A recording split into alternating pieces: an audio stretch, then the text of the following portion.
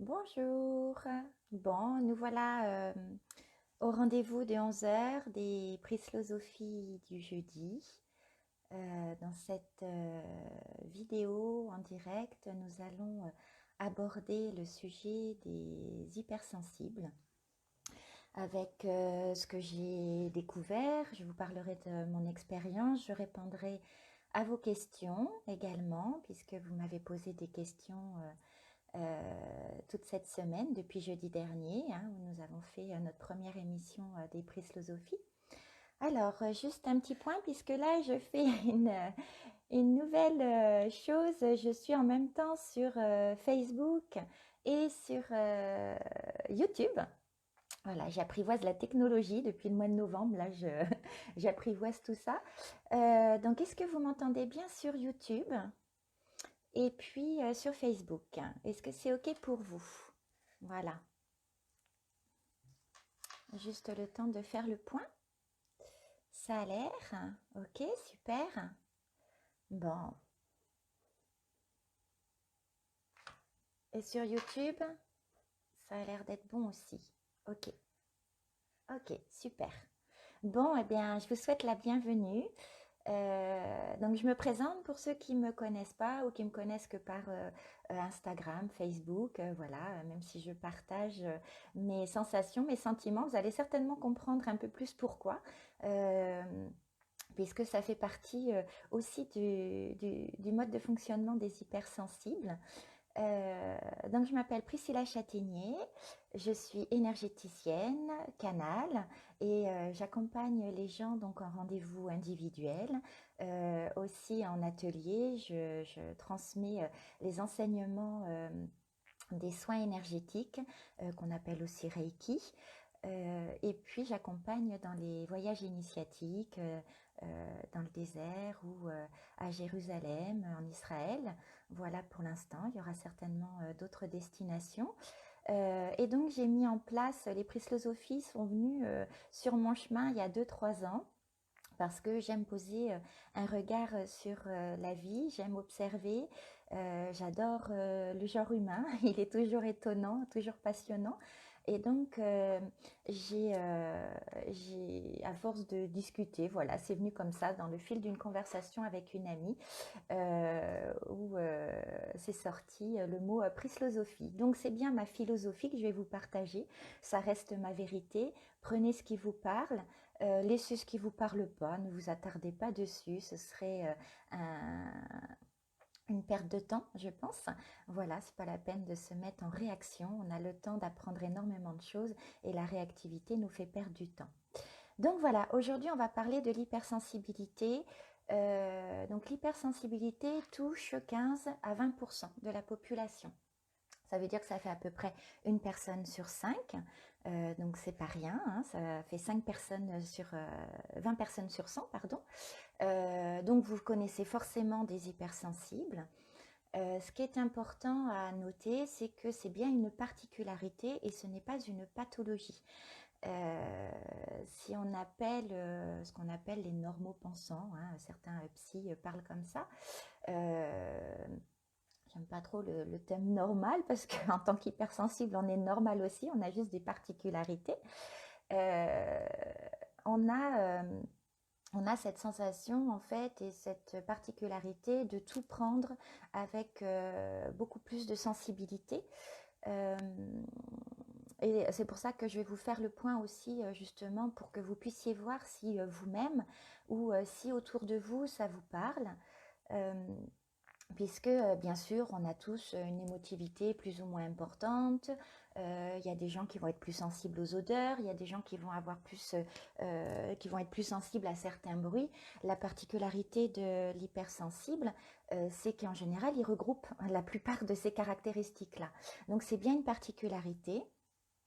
C'est important de pouvoir savoir si on fait partie des hypersensibles ou pas, euh, parce que la plupart du temps, avant de le savoir, on a tendance à croire qu'on n'est pas normal. Et donc ça peut amener des difficultés chez l'hypersensible. euh, parce qu'il voit bien qu'il est différent, il voit bien que sa façon de ressentir et de communiquer n'est pas la même. Et forcément, lorsqu'on est moins, hein, puisqu'on est 20% à peu près, hein, c'est entre 15 et 20%, puisqu'on est 20% sur Terre, évidemment, on se retrouve avec beaucoup plus de gens qui ont le même mode de fonctionnement, mais pas le même que nous. Donc, on peut avoir cette impression d'être très à part. Euh, Au niveau des études, ce qui est intéressant, c'est qu'au niveau des études scientifiques, on fait vraiment la différence maintenant. Désormais, c'est vraiment une particularité. Ça n'a rien de pathologique. On peut retrouver, entre guillemets, des pathologies chez les hypersensibles, puisque ce sont des personnes, du fait qu'ils sont beaucoup plus sensibles aux stimuli extérieurs, peuvent avoir plus facilement des périodes de dépression, peuvent passer par des burn-out euh, et sont souvent sujets aux vagues à l'âme. Voilà, donc ça fait partie de la particularité. À savoir qu'il y a eu donc dans ces recherches scientifiques, ils ont fait sur plusieurs personnes, ils ont fait des tests avec des IRM. Et donc au niveau de la partie de la zone cérébrale responsable de la conscience et de l'empathie, en fait au niveau de l'IRM, cette partie-là s'allumait beaucoup plus fréquemment que les personnes dites normales, en tout cas des 80% du reste de la population. Euh, donc voilà, il y a vraiment une particularité, c'est bien une particularité physique, hein, ça fait partie du cerveau. Il a été aussi détecté que, en fait, chez les 80% de la population, il y a un filtre en fait par rapport aux émotions, par rapport aux sensations, lorsqu'ils ont des données extérieures, alors que la plupart des hypersensibles, enfin en tout cas les hypersensibles, sur le test qui a été fait, ça a été fait par un chercheur néerlandais et aussi une américaine. Hélène Aron est assez connue par rapport à ses recherches scientifiques sur le sujet. Euh, il a été noté que les hypersensibles n'ont pas de filtre. Voilà. Alors, ce qui peut poser problème dans la vie de tous les jours, c'est que on est souvent sujet, je me permets de dire nous, hein, puisque moi, ça fait maintenant à peu près 10 ans que je sais que je fais partie des hypersensibles. Euh, c'est un sujet d'ailleurs je suis contente d'en parler avec vous, je sens de l'émotion à vous le partager parce que ça fait du bien, c'est important de savoir qui on est, c'est important de comprendre que on n'est pas anormal mais qu'on est bien juste différent. Mais différent, ça ne veut pas dire qu'on est plus ou qu'on est moins. C'est juste on est différent. Et souvent, lorsqu'on se retrouve, la plupart du temps, avec des gens qui font partie des 80% autres, on a des réflexions de oh mais arrête, t'en fais trop, et tu pleures trop, et tu rigoles trop, et oh ben quand même cette odeur-là, elle est pas si dérangeante. Comment ça, ce bruit, il peut te déranger. Euh, Coucou tout le monde, je vois qu'il y a plein de monde d'arrivée. Bonjour tout le monde. Euh, voilà, et ces réflexions-là, donc moi, oui, ça fait à peu près 10 ans, donc j'avais 36, 38 ans, hein, ça fait quand même, il y avait quand même une bonne partie de ma vie où j'ai cru que j'étais pas normale, où en effet, j'ai essayé de moins ressentir les choses. Euh, les médecins m'ont souvent mis sous antidépresseurs parce que j'avais des périodes, je connaissais pas du tout mon mode de fonctionnement. Donc j'avais des périodes où j'étais tellement fatiguée et que dès que je me mettais à parler, je pleurais parce que c'était mon mode de fonctionnement à moi. Voilà, j'avais besoin de déverser des larmes pour déverser ma fatigue émotionnelle, hein, puisque tout ce stimuli extérieur venait me fatiguer. Et donc voilà, on me mettait sous antidépresseurs, donc ça calmait mes émotions, mais en fait j'étais plus moi-même. Et heureusement j'ai rencontré la médecine douce et la médecine naturelle qui m'a permis de me sortir de ça et d'apprendre à mieux me connaître, d'accepter qui j'étais et d'accepter ce mode de fonctionnement si particulier qu'on va détailler en répondant à vos questions et en vous détaillant aussi. Je me suis fait une liste. euh, pour mémoriser voilà ce qu'il y a à savoir, ce que vous allez pouvoir euh, détecter pour vous-même. Il y a différents degrés d'hypersensibilité. C'est important de le dire. Euh, alors voilà, je parlerai peut-être un petit peu, je ne sais pas trop, hein, je me laisse guider, c'est ma façon de fonctionner. Euh, voilà, je laisse dire ce qui passe au travers de moi. Euh, je vois un merci, ben merci, avec plaisir. Euh, donc, j'ai perdu le fil. Bon, ça c'est très, voilà, ça fait très partie de l'hypersensible aussi parce que on a le cerveau qui fonctionne très vite et ça fait partie. Voilà, c'était ça que je voulais vous dire. Ça fait partie aussi. On en parlera puisque c'est la même branche des hauts potentiels, les HPE et les HPI. Une thèse a été déposée par Raymond Dazan sur le sujet. C'est un sujet qui est abordé aussi au niveau de YouTube. On peut avoir différentes choses. Donc, comme je vous dis toujours, prenez ce qui vous parle, laissez ce qui ne vous parle pas, écoutez vos ressentis. Moi, j'ai eu besoin depuis 2 mois de faire des recherches par rapport à ça. Alors, on me dit d'augmenter le micro. Alors, je ne sais pas du tout comment on peut faire ça. Ok. Est-ce que là, c'est mieux? Donc, parce que je suis sur Facebook avec mon téléphone et je suis sur YouTube avec l'ordi. Bon, j'espère que ça ira mieux comme ça. Ou peut-être je vais rapprocher comme ça, peut-être ce sera mieux. Voilà. Et donc, il y a donc les hauts potentiels émotionnels et hauts potentiels intellectuels. C'est important que je vous en parle aussi, puisque c'est comme ça que je suis allée dans cette recherche depuis quelques mois. J'en avais entendu parler avant, mais ça ne me parlait pas plus que ça. Et j'avais bien remarqué depuis donc, cette petite dizaine d'années où je me suis renseignée et acceptée en tant qu'hypersensible, j'ai bien vu que même dans les gens que je connectais, qui étaient hypersensibles, des consultants, hein, j'ai des consultants de tous les âges, des bébés jusqu'à... J'ai même vu des hypersensibles de plus de 60 ans à qui c'était important de révéler cette particularité-là. J'ai bien vu qu'il y avait des degrés d'hypersensibilité différents, voilà, dans nos façons d'agir. C'est ce qui m'a permis de faire des recherches. Est-ce que c'est mieux comme ça? On me parle du son sur Facebook, excusez-moi. Bon, ok. Ça a l'air d'être mieux comme ça, j'espère. Hein, je fais de mon mieux. Euh, et donc, de ces degrés-là, donc j'ai fait des recherches, ce qui m'a permis de mieux comprendre les hauts potentiels et donc cette différence qu'il peut y avoir entre les hypersensibles et les hauts potentiels. Sachant donc chez les hauts potentiels, hein, les HPE, les hauts potentiels émotionnels, donc eux qui travaillent avec leur cerveau émotionnel, ça n'a rien à voir avec le QI.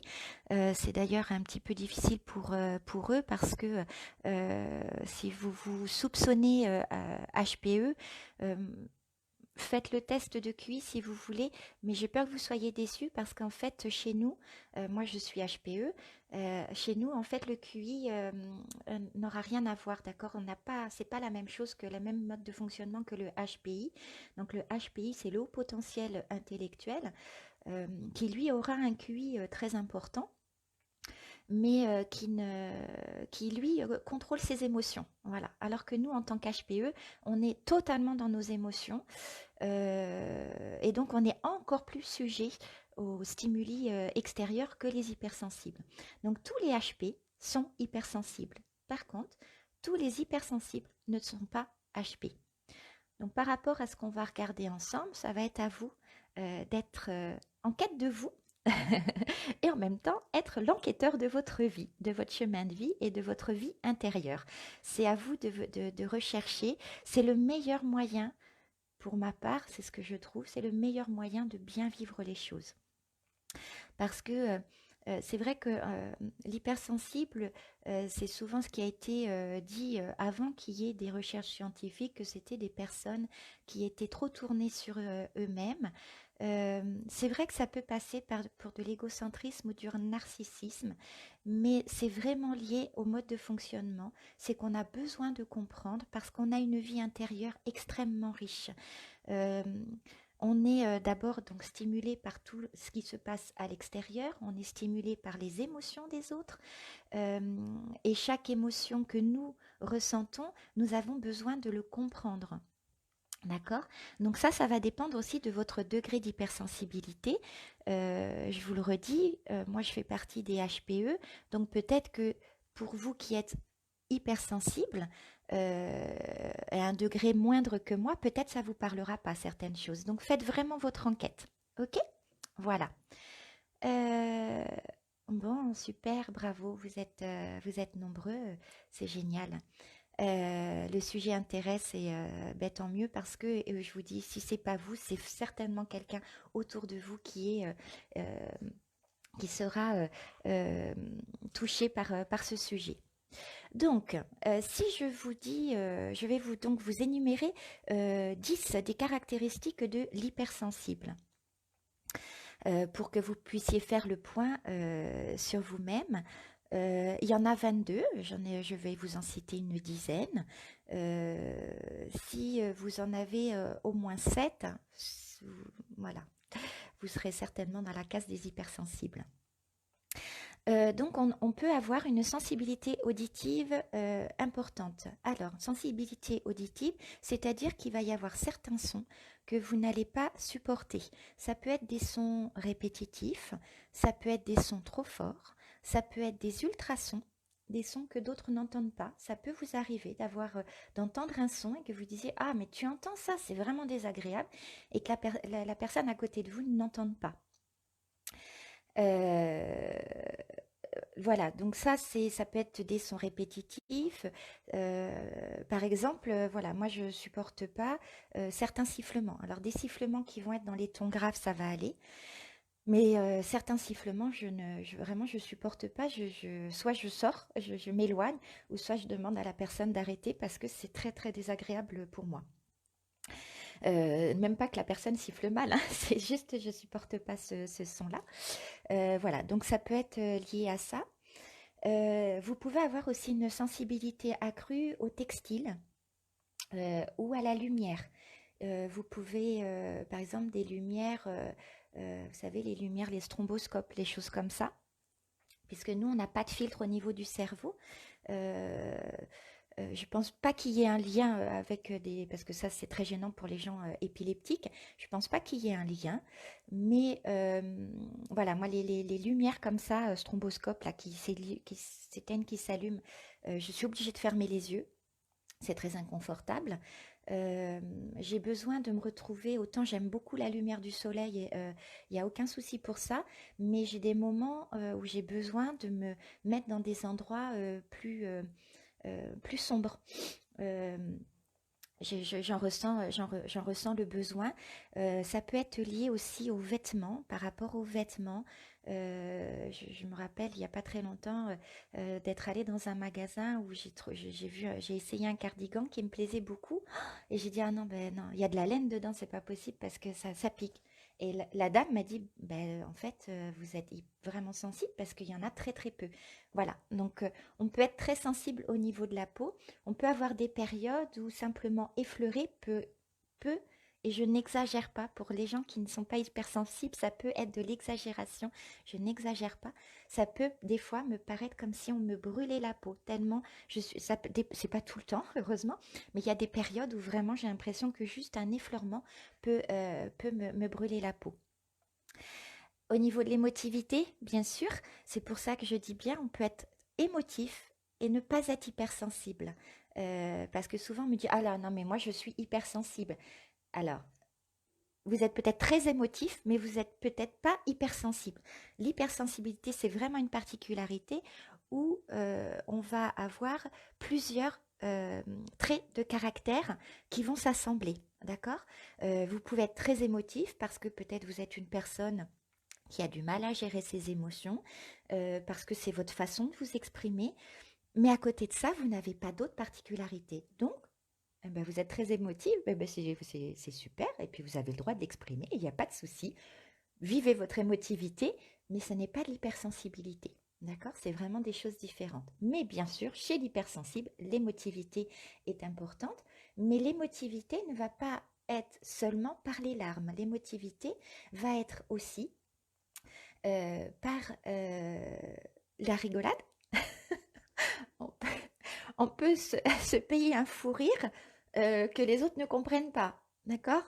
Ça peut, et on peut passer du rire aux larmes. On peut être en train de rire et d'un seul coup d'être pris d'une émotion immense, euh, euh, de tristesse, mais de joie aussi, de se mettre à pleurer de joie, d'avoir envie d'hurler de bonheur. Voilà, l'émotivité, c'est vraiment dans toute cette, dans tout ça. D'accord? On a aussi une hyper-empathie émotionnelle. Cette hyper-empathie, c'est-à-dire euh, on va être à même, en fait, de ressentir ce que l'autre ressent. Euh, vraiment, vraiment. Alors, il y a les personnes aussi qui disent: ah, je suis une éponge, je suis envahie par les émotions de l'autre. Bon, moi j'aime à dire, d'accord, et vous le prenez si vous le voulez, qu'une fois qu'on se connaît, il n'y a plus de raison d'être l'éponge. Je pense qu'on est l'éponge à partir du moment où on subit la chose, au moment où on ne sait pas ce que l'on vit. Euh, Éponge parce qu'on sent l'émotion de l'autre et on se laisse envahir par cette émotion qui va venir stimuler une émotion profonde à nous et qui va nous la réveiller. D'accord? Parce que souvent je l'entends ça et aujourd'hui, entre guillemets, ça me dérange parce qu'il y a aussi une particularité des hypersensibles. C'est que on a tendance à se victimiser. Hein, tout pendant qu'on n'apprend pas à se connaître, et c'est pour ça que je vous invite à faire l'enquête de vous-même, on a tendance à se victimiser parce qu'on est tellement stimulé par l'extérieur qu'on subit l'extérieur lorsqu'on ne se connaît pas assez, et donc le fait de subir, on se met dans une peau de victime. Donc apprenez bien à vous connaître, c'est important. Donc voilà, l'hyper-empathie, elle est très utile parce qu'en effet, on va pouvoir détecter ce que d'autres ne détectent pas.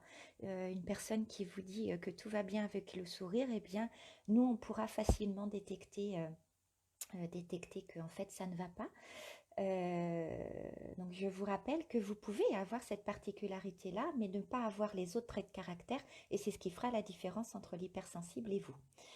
Euh, il y a souvent des fortes capacités dans un ou plusieurs domaines. Euh, on est souvent assez créatif parce qu'on est sensible à l'esthétique. Donc on est souvent créatif. On a besoin de s'exprimer dans la création. Ça peut être dans la création, dans la créativité, dans un potager, dans un dessin, dans une peinture, dans une couture. Il peut y avoir différentes sortes. Euh, on a besoin de faire le lien entre les choses. Euh, on a besoin, euh, ça fait vraiment partie de nos capacités, c'est de mettre en lien des choses. Voilà, on va partir d'une chose et puis on va le relier. Et ça, on a une capacité pour le faire assez rapide. Ce qui nous donne justement hein, au niveau du cerveau et cette capacité de conscience et d'empathie, en fait, nous donne un sens de l'analyse assez approfondi. Euh, D'où notre hyperactivité mentale. Le challenge pour les hypersensibles ou les hauts potentiels, c'est de canaliser les pensées. Pour ça, la méditation est un bon remède. C'est bien d'apprendre à méditer à votre rythme. Il y a l'application Petit Bambou qui est pas mal pour ça, je trouve, hein, parce qu'elle fait sur des petites sessions. Donc ça, c'est intéressant. Euh, Donc vous allez pouvoir regarder par rapport à ça. Le besoin de relations profondes est vrai. Même si on arrive à s'adapter, hein, et c'est en connaissant son mode de fonctionnement qu'on arrive à s'adapter le mieux dans la vie de tous les jours. C'est un exercice. Ça, il faut, vraiment, j'ai besoin de le faire entendre aux 80% de la population. C'est un vrai exercice de pouvoir se fondre dans la masse, entre guillemets. Euh, et c'est important, c'est important de pouvoir se retrouver entre nous, d'avoir des personnes avec qui parler de manière profonde et vraie, parce que on n'a plus besoin de mettre de filtre, on n'a plus besoin de faire attention. Je le remarquais la semaine dernière justement, où j'ai eu une conversation avec une amie par visio, Emmanuel. Je vois que tu es sur les deux fronts, sur Facebook, et c'est très typique ça, sur le Facebook et sur YouTube. Voilà, où on a pu échanger, puisque en tant que hypersensible, voilà, on a pu échanger très facilement et sans mettre de filtre. Et c'est vrai que c'est reposant. Hein, il faut dire ce qui est, c'est reposant. On a besoin de rechercher aussi, en neuvième particularité que j'ai notée, on a besoin de rechercher le sens de la vie. Euh, c'est ce qui fait d'ailleurs souvent les remarques, hein. Moi, je l'ai entendu, hein, j'ai 48 ans, je peux vous dire que je l'ai entendu plus d'une fois. Euh, euh, mais arrête de te compliquer la vie, mais arrête de chercher si loin, mais arrête de ceci, mais arrête de cela. Eh bien, je vous le dis haut et fort, et je le dis puisque c'est moi qui parle, je vais parler au nom des hypersensibles. On ne peut pas arrêter. Voilà, comme ça c'est clair et c'est net. C'est notre mode de fonctionnement, et c'est ce qui nous fait vivre, c'est ce qui nous fait nous rendre, nous sentir vivants. Euh, donc voilà, c'est désolé si ça vous dérange, mais on ne peut pas faire autrement. On a besoin de relever des défis, et le défi de la vie, eh ben, il est immense, il est extraordinaire, il est challenger, il est tout ce qu'on veut. Et donc nous, voilà, c'est notre, c'est à nous de faire ça. Euh, Ensuite, il y a en dixième particularité, c'est le respect et la bienveillance. On a un respect accru de l'autre. En tout cas, on fait de notre mieux. Euh, on a souvent cette résonance de ne pas faire à l'autre ce qu'on n'aimerait pas qu'on nous fasse. Et à l'inverse, on a beaucoup de mal à comprendre, parce qu'on est très très sensible à l'injustice. On a du mal à comprendre que quelqu'un puisse faire du mal à l'autre. Voilà. Alors, c'est pas qu'on vit dans le monde des bisounours, c'est parce que ça fait partie de notre particularité. Voilà. Voilà dans les 10 particularités que j'ai notées. Vous pourrez voir le replay de façon à voir si vous en avez au moins 7. Si vous en avez au moins 7, il y a de fortes tendances de fortes chances que vous fassiez partie des hypersensibles, et à vous ensuite d'enquêter. Dans les hypersensibles, ce qui est important aussi à noter, c'est qu'il y a 30% des hypersensibles qui sont extravertis, et 70% d'introvertis. D'accord. Euh, j'ai envie de dire que dans les deux catégories, euh, il y a de toute façon ce besoin de se ressourcer. C'est un besoin qu'on ne connaît pas forcément, parce que l'hypersensible a souvent peur de la solitude. Avant de se connaître, il a peur de lui-même, parce qu'il réfléchit beaucoup, parce qu'il analyse beaucoup, euh, qu'il y a qu'il peut y avoir une tendance. Alors c'est là où je mets un bémol entre les hypersensibles et les hauts potentiels. Chez les hauts potentiels, les HPE en l'occurrence, on a une forte tendance à se remettre en cause, à se remettre en question, à être envahi de doutes et de culpabilité. Donc, tout pendant qu'on ne connaît pas notre mode de fonctionnement, on peut avoir une difficulté à être seul, parce qu'on a peur de tout ça, et qu'on a souvent tendance à s'incriminer pour les choses. Une fois qu'on a appris à se connaître, euh, on a de plus en plus besoin d'être seul et d'être dans un silence total. Euh, Personnellement, à force de pratique et de me connaître, j'ai besoin d'au moins au moins une demi-heure, c'est un minimum, une demi-heure de total silence dans ma journée, au milieu de la journée. Et là, en effet, j'aurais beaucoup de mal à accepter le moindre bruit. Donc je travaille dessus parce que des fois c'est pas possible. Et donc je m'invite à accepter les bruits, mais j'ai vraiment besoin de ça. Donc soyez vigilants à vos besoins. Je pense que tout ça, ça va vous aider justement à mieux comprendre votre mode de fonctionnement. Je regarde un petit peu ce qui se dit. Comment être sûr que notre analyse de nous-mêmes ne soit pas induite en erreur par notre hypersensibilité? Ok, comment être sûr? C'est une bonne question, Caroline. Comment être sûr? Je pense que c'est au fur et à mesure de la pratique.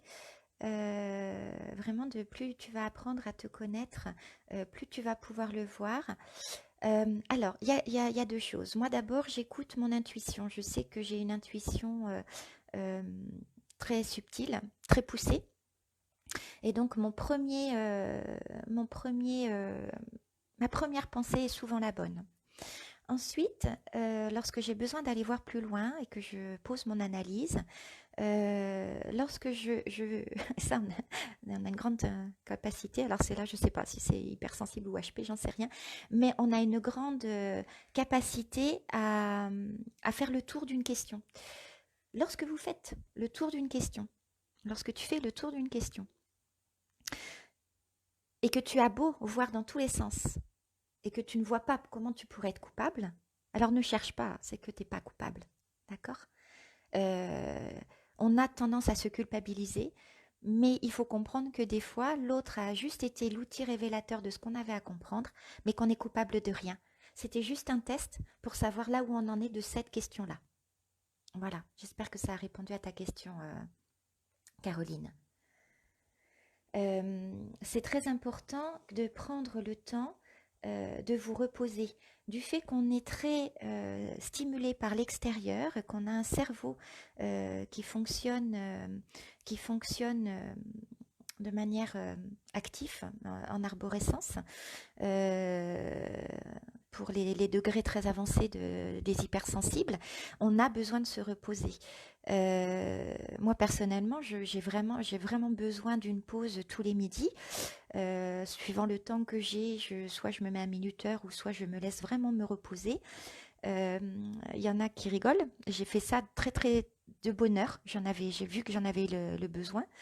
Euh, et en fait, si je ne le fais pas pendant 3 jours, si pendant 3 jours je ne fais pas de sieste après le repas ou que je ne me prends pas ce temps de pause dans le silence, vous pouvez être sûr que les nuits d'après, je ne dors pas. En fait, parce que je n'ai pas mis mon cerveau au repos.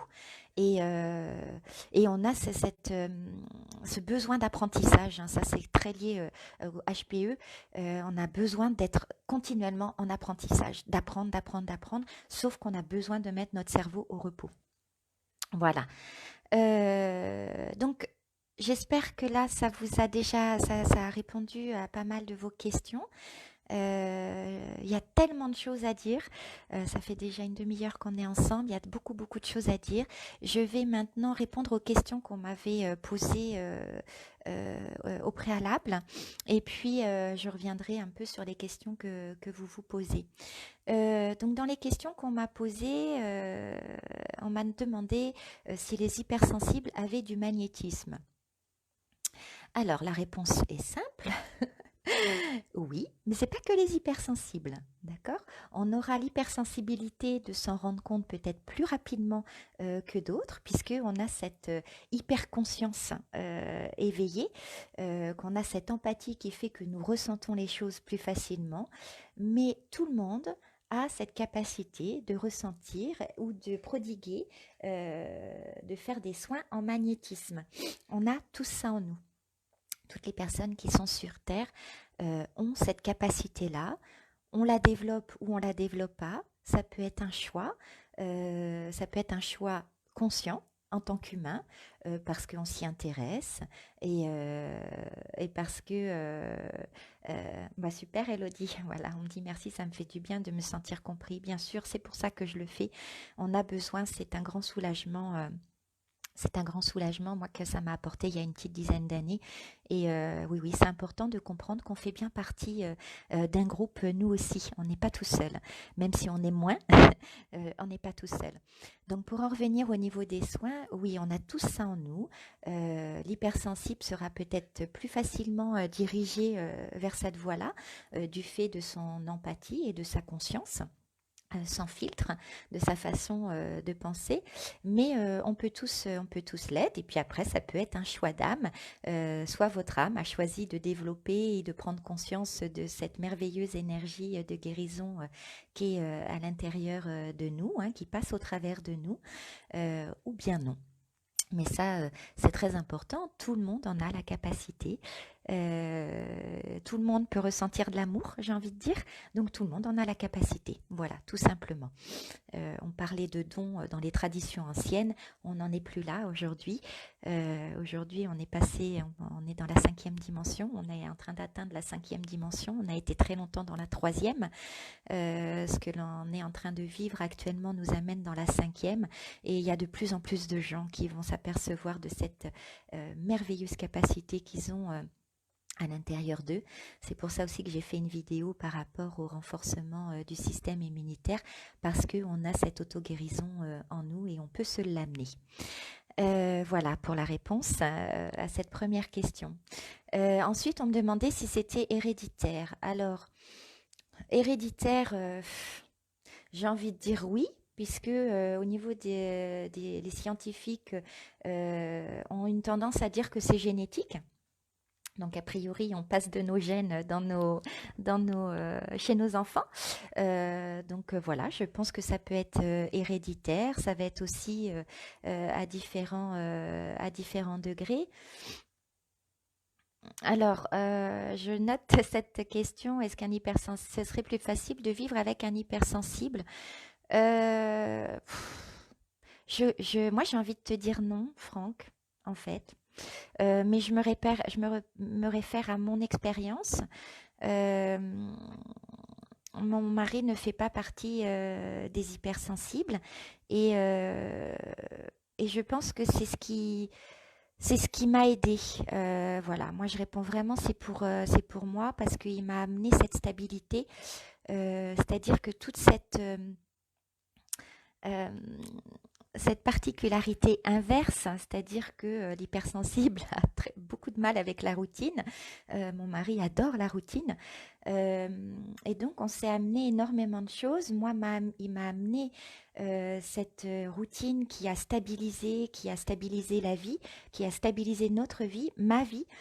Donc, même si c'était difficile à vivre, parce que j'ai besoin de relever des défis, j'ai besoin d'être constamment en apprentissage, de voir de nouvelles choses. Donc j'avais beaucoup de mal à comprendre qu'un autre mode de fonctionnement que le mien, évidemment, hein, parce qu'attention, ça c'est aussi important à noter, c'est qu'en tant qu'hypersensible, on peut être aussi intolérant vis-à-vis des autres. On parle des 80% qui sont intolérants vis-à-vis de nous parce qu'ils ne comprennent pas notre mode de fonctionnement. Mais nous, on l'est aussi.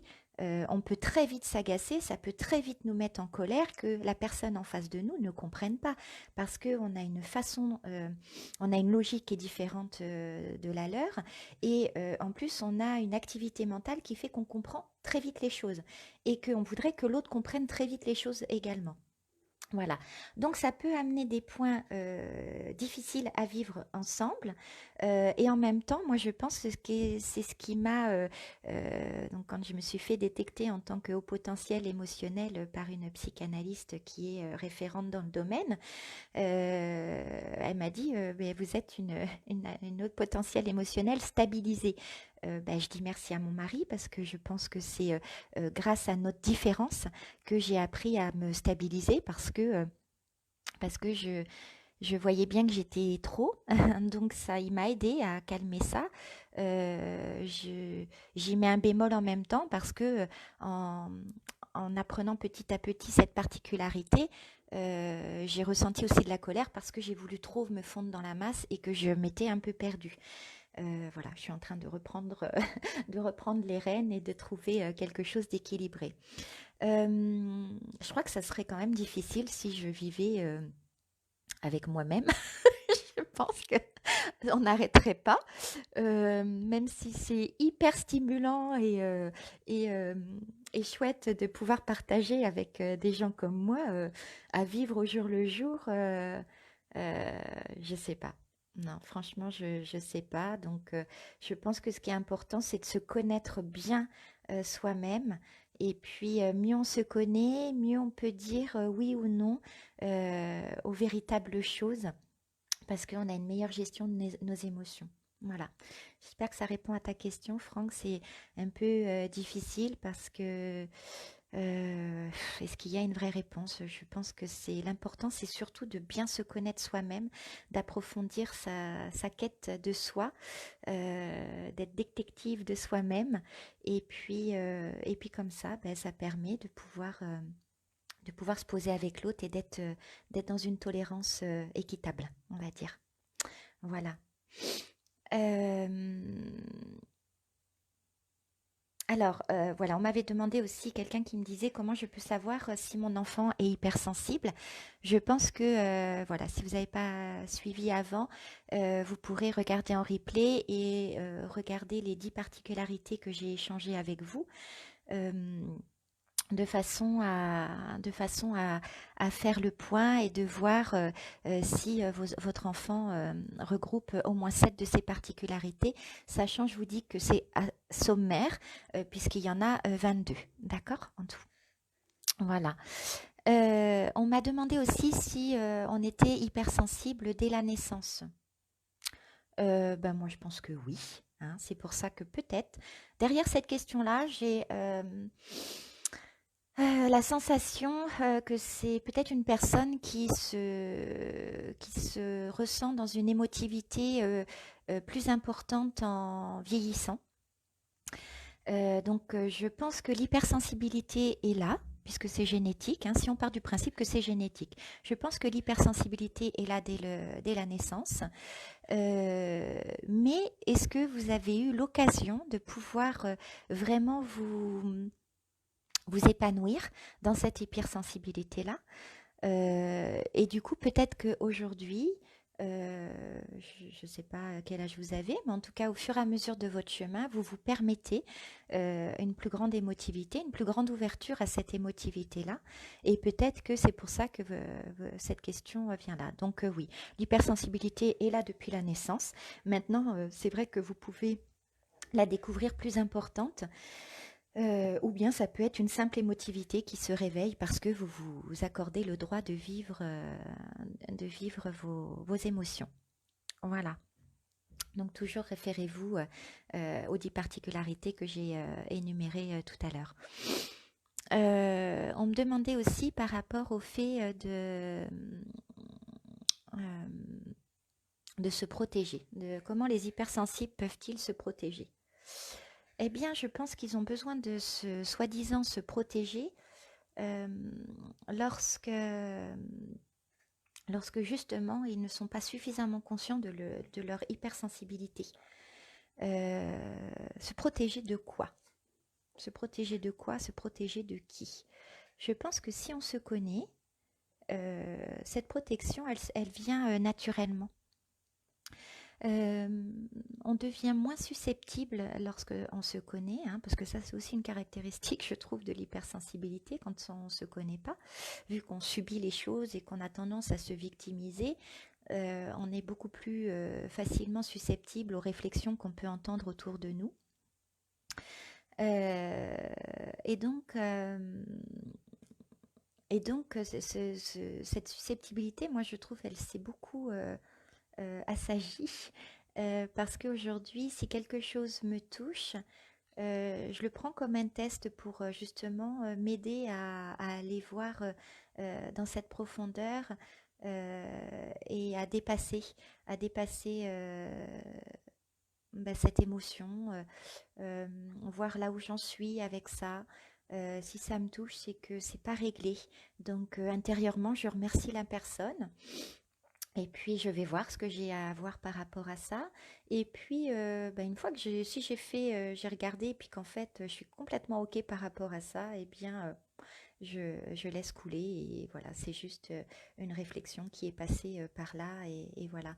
Donc des protections, ben moi je trouve que la meilleure des protections, c'est vraiment de bien se connaître et euh, d'agir en fonction de ses ressentis pour éviter de réagir parce que le besoin de se protéger, pardon, le besoin de se protéger est souvent dû à de la réaction. Voilà. Euh, alors, on me disait aussi une méthode pour gérer les larmes quand on est contrarié. Une méthode pour gérer les larmes? Ben non, moi j'ai envie de dire ben non. Ben non. Non, j'irai pas, enfin, j'irai pas maîtriser vos larmes. Euh, Maîtriser dans le fait que lorsque vous avez besoin de pleurer, eh bien, vous êtes totalement à l'aise avec ça. Ça peut m'arriver lors d'enseignements. Ça m'est arrivé lors d'enseignements ou même tout à l'heure quand je vous ai partagé que ce sujet-là était important pour moi. J'ai senti l'émotion qui était là, j'ai senti que des larmes pouvaient couler. Euh, c'est ok pour moi, ça fait partie de moi. Ça fait partie de mon authenticité, ça fait partie de ma sincérité. Euh, donc, euh, donc je les laisse faire. Je vois bien ce que vous voulez dire, ce que tu veux dire quand par rapport à une contrariété. euh, Lorsque j'avais des entretiens avec des patrons ou des employeurs ou des responsables, bien souvent, je me mettais à pleurer parce que ça me touchait profondément. Et alors, j'ai envie de dire, et alors, si ça dérange l'autre, c'est à lui d'aller voir là où il en est par rapport aux émotions. Il est peut-être pas à l'aise avec ses émotions et c'est son problème. C'est pas le tien. C'est pas le tien. Si toi tu as besoin de ça pour parce que dans cette hypersensibilité là, les larmes c'est vraiment une soupape. Ça nous permet euh, ça nous permet de pouvoir exprimer. Parce que sinon ça se bloque là, vous voyez là, ici, au niveau du thymus, au niveau du cœur. Et c'est là qu'on fait du mal à notre cœur. Je suis sûre que parmi vous, vous savez ce que c'est d'avoir mal au cœur. Non, non, pas la nausée. Avoir mal au cœur parce qu'il y a quelque chose qui nous a blessés. Alors moi, je ne sais pas si tout le monde connaît cette sensation-là. Je ne crois pas quand j'en parle autour de moi, ou ne serait-ce qu'avec mon mari qui n'est pas hypersensible. Il me dit non, je ne connais pas moi cette sensation-là. Mais moi, je sais ce que c'est que d'avoir mal au cœur parce que quelque chose m'a blessé. Hein. C'est pour ça aussi qu'on nous appelle les à fleur de peau.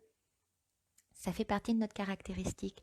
Alors, ben, comment gérer j'ai envie de te dire, ben, gère en te connaissant par cœur, en sachant qui tu es et en t'acceptant et en t'aimant vraiment comme tu es. Aime-toi, aime-toi tel que tu es.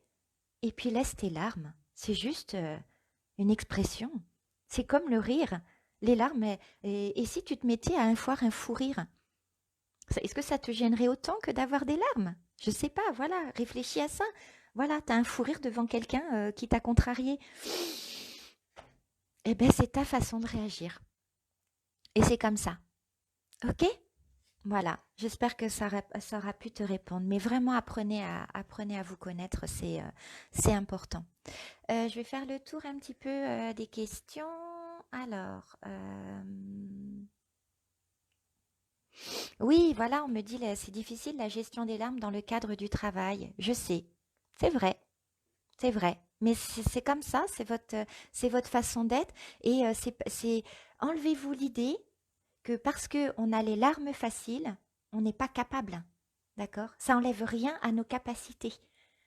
On a, ça n'enlève rien à notre sérieux. Les gens qui croient ça, ce sont des gens qui ont du mal à gérer leurs émotions ou qui sont dans le contrôle de leurs émotions ou même des fois qui sont frustrés parce qu'ils ne peuvent pas vivre leurs émotions. D'accord?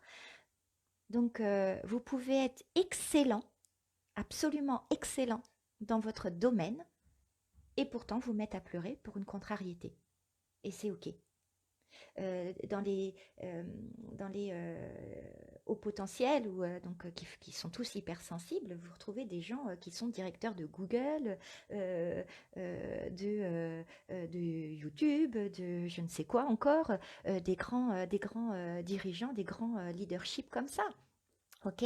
Donc eux aussi, ils ont une gestion de leurs émotions à faire. Donc relativiser au HP, on a du mal avec certains mots. C'est comme ça. Voilà, ce qui fait la différence d'ailleurs entre donc l'hypersensible et le haut potentiel, c'est qu'on a on est souvent dysfonctionnel, peu importe quoi d'ailleurs, mais on a un dysfonctionnement. Ça fait partie des particularités.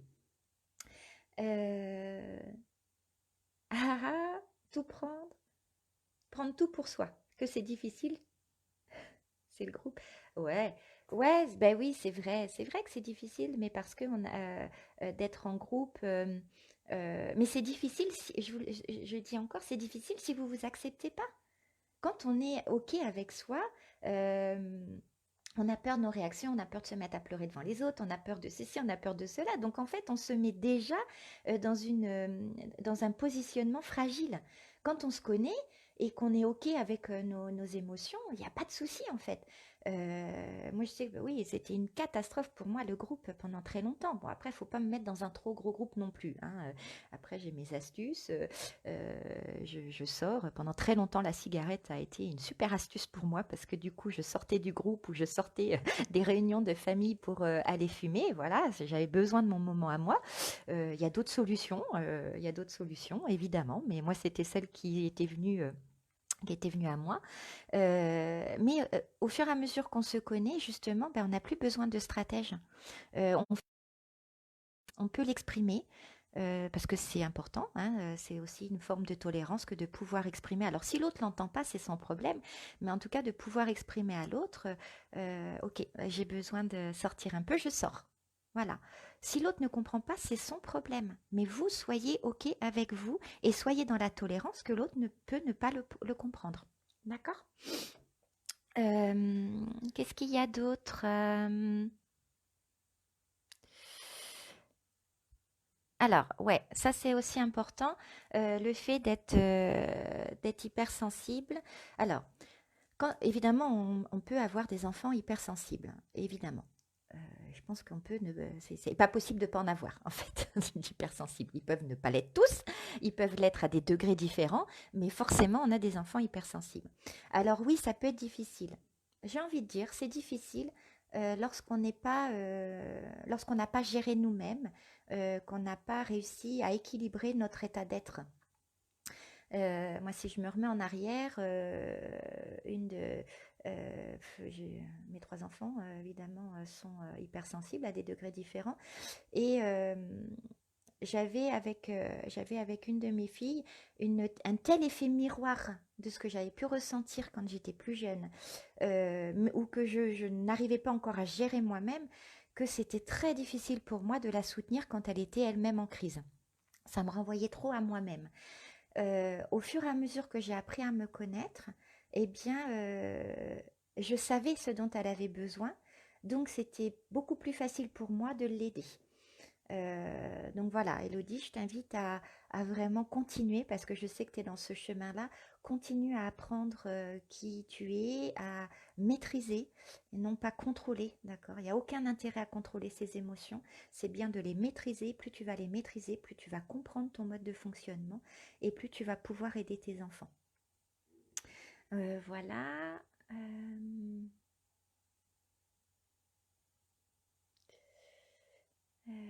Ta, ta, ta, ta, ta. Ok, alors est-ce que vous avez d'autres questions, mes belles âmes? Est-ce que vous voulez... Euh, alors je lis, moi je le traîne depuis toute ma vie. Euh, non, on le traîne pas en fait, on l'a en nous. Dans ce mot traîner, ce que j'aime pas, c'est le fait derrière.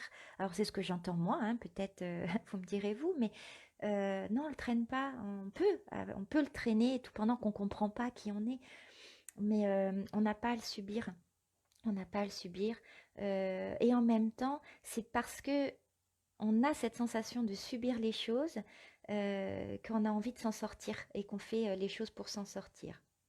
Là, justement, j'ai envie de vous parler de la différence entre les hypersensibles et les hauts potentiels, les HPE. Je vais vous parler des HPE puisque les HPI ont, eux, le contrôle de leurs émotions. Ils doivent souvent passer par un burn-out parce que ce sont des gens qui réussissent et qui sont très très dans l'intellect et qui du coup ne laissent pas parler leurs émotions et ils doivent passer malheureusement par une étape de leur vie où ça dégringole, par un burn-out ou une dépression pour faire émerger leurs émotions.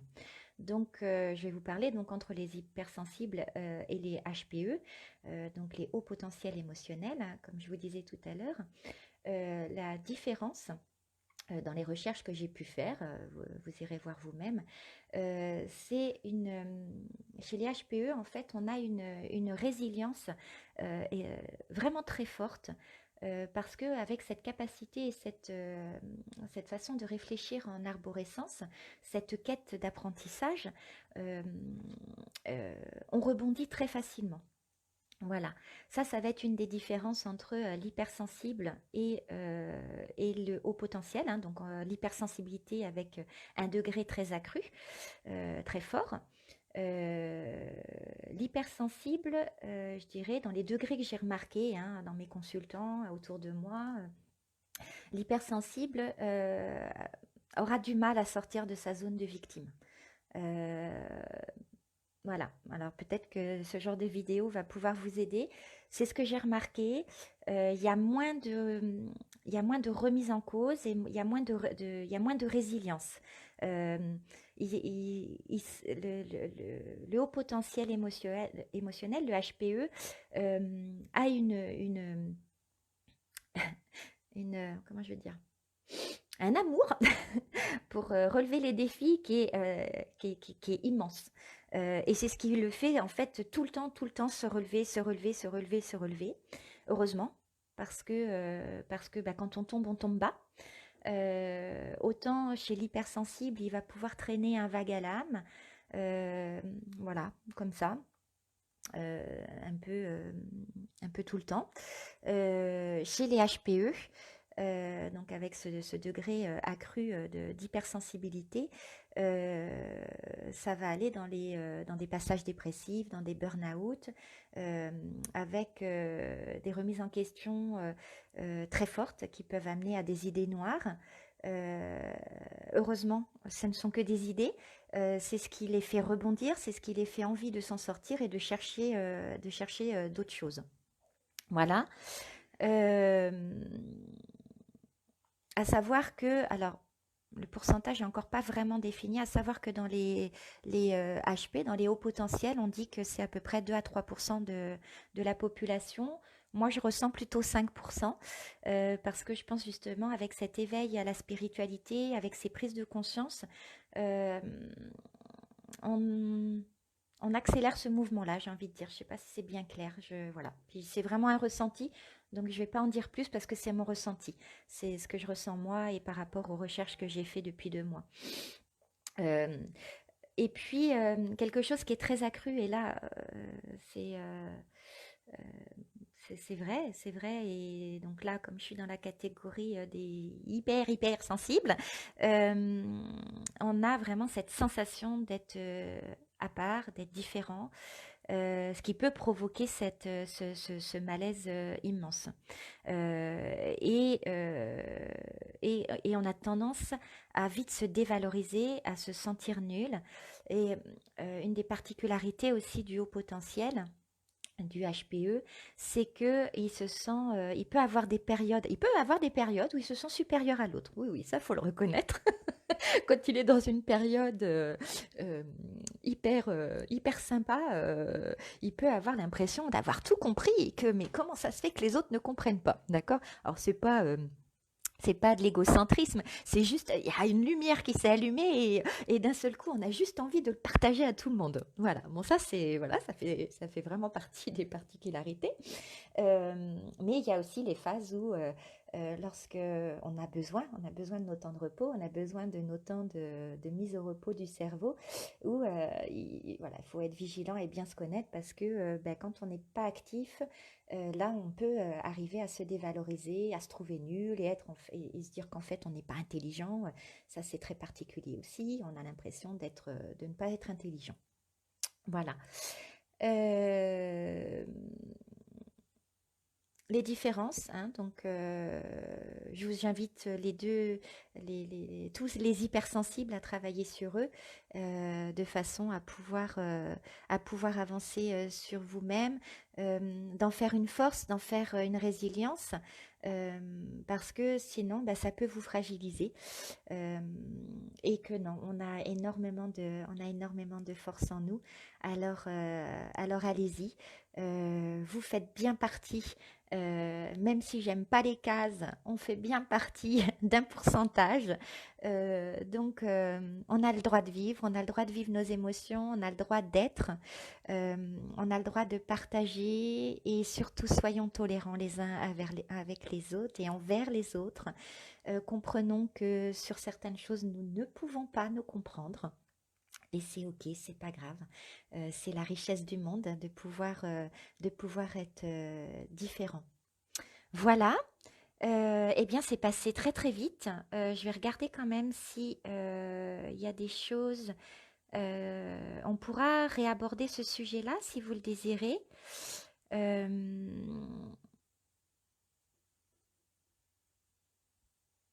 ouais. L'acceptation, c'est vraiment une très belle porte, une porte envers nous-mêmes, une porte envers les autres. Euh, mais s'accepter dans tout ce que l'on est.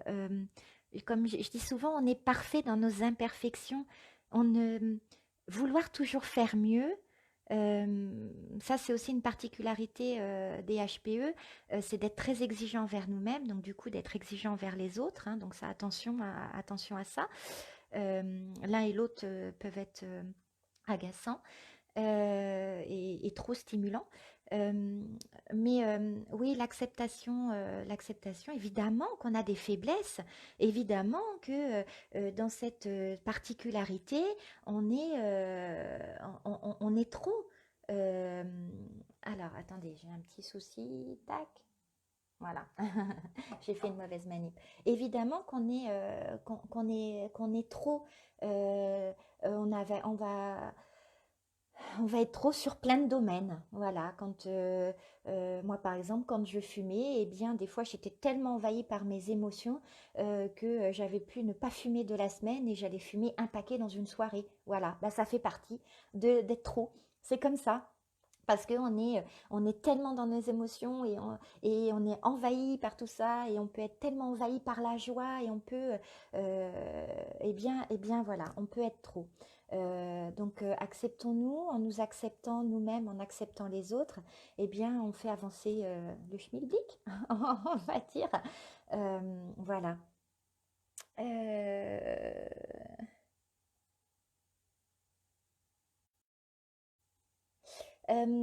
la résilience, la résilience, c'est cette capacité à rebondir, à rebondir et à faire d'une expérience une richesse. D'accord. Il y a soit on se victimise, c'est-à-dire, oh voilà, j'ai perdu ci, j'ai perdu ça, j'ai vécu ci. Bon, ça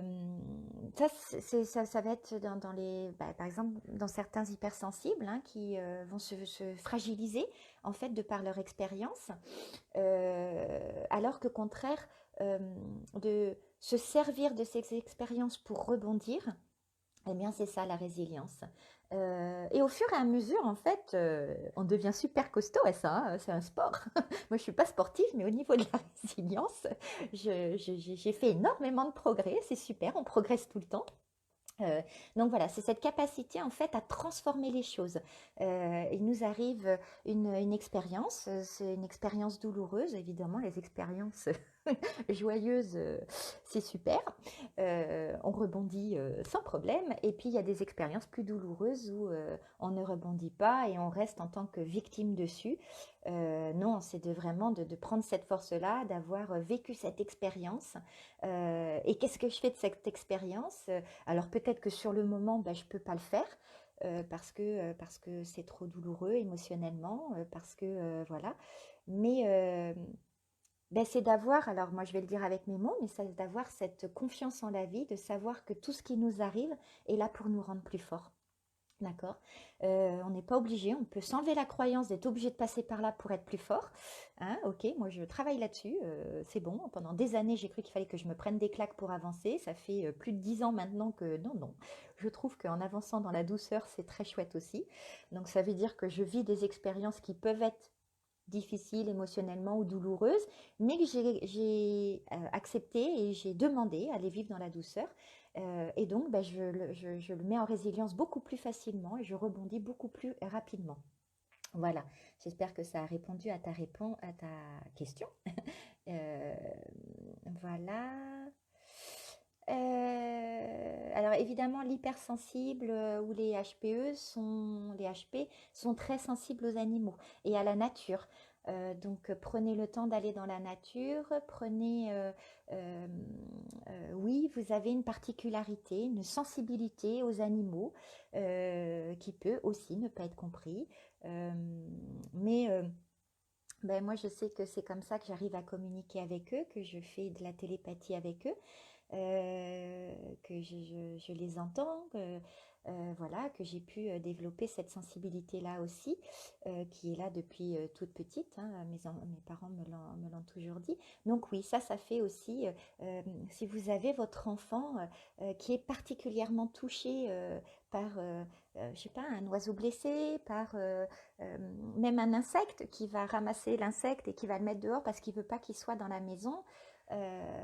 Oui, ça fait partie des particularités. On est extrêmement sensible à tout ça. Et que ce soit un insecte ou un gros animal, on peut y être très sensible aussi. Ok, je supporte pas de voir des gens avec des tapettes à mouches, par exemple. Ça m'agace fortement parce que c'est un être vivant. Voilà.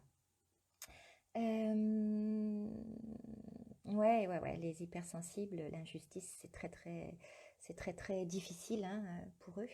Ça, c'est, oui. Euh, alors, ta, ta, ta, ta, ta. Ok, bon, bah écoutez, je crois que j'ai fait le tour de vos questions, mais évidemment, vous pouvez, je reprends mon micro, que vous m'entendiez bien. Évidemment, vous pouvez continuer avec vos questions. Vous aurez le replay sur YouTube, hein, c'est super cette magie-là, le replay se fait automatiquement. La semaine prochaine, je crois que ce qui m'est venu, ce serait de parler de la spiritualité. Voilà, donc je pense que ce sera le sujet de la semaine prochaine. On verra ce qui sera dit, je ne sais pas. Hein, voilà, je me laisserai guider. Euh, on parlera de ça. Les cartésiens sont les bienvenus, bien sûr, j'adore. J'adore. Et puis voilà. Alors, j'aurais pas une dernière question. On me dit, peut-on cacher notre hypersensibilité? Eh bien, écoute, ouais, j'ai envie de te répondre que ce serait un peu comme avoir acheté un collier de diamants puis de jamais le mettre parce que tu as peur que les autres le voient, quoi. Tu vois? Ouais, j'ai envie de répondre ça. Non, c'est un vrai diamant. C'est un vrai diamant, ça. Quand on se connaît bien et quand on accepte qui on est, c'est un vrai diamant. Parce que, et je finirai là-dessus, parce que en acceptant d'être nous-mêmes, en étant qui on est, aux yeux des autres, eh bien, ça permet à d'autres d'accepter de se révéler. D'accord? Parce que on ne sait pas qui est en face de nous, même si nous, on a quand même tendance à vite savoir. Euh, et donc, en étant nous-mêmes, on donne le droit à l'autre de s'autoriser à être lui-même. Ok? Donc, rien que pour ça, s'il te plaît, ne cache pas ton diamant. D'accord? C'est un peu dommage. C'est un peu dommage. Voilà. Je vous laisse, les belles âmes.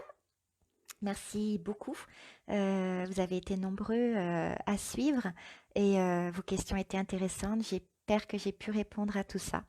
Et découvrez votre diamant, ciselez-le, soyez le joaillier de vous-même. Euh, et puis, ben, je vous souhaite plein de belles choses et je nous souhaite plein de belles choses et surtout énormément de tolérance parce que sur Terre, on est 100%. Ok, alors les 20-80 et tout ce qu'on peut dire en pourcentage, l'important c'est l'amour qu'on peut partager et cette tolérance. Et plus on se connaîtra les uns les autres et plus on vivra correctement ensemble. Donc voilà. Eh ben, j'ai envie de vous dire je vous aime et je nous aime. Je vous souhaite une merveilleuse journée. À bientôt. Bye bye. Faut juste que je trouve comment ça s'éteint maintenant, hein. Alors, allez. Bye bye. Euh, J'arrive pas, hein. Si, c'est bon? Je suis pas sûre. Et là, et là, et là.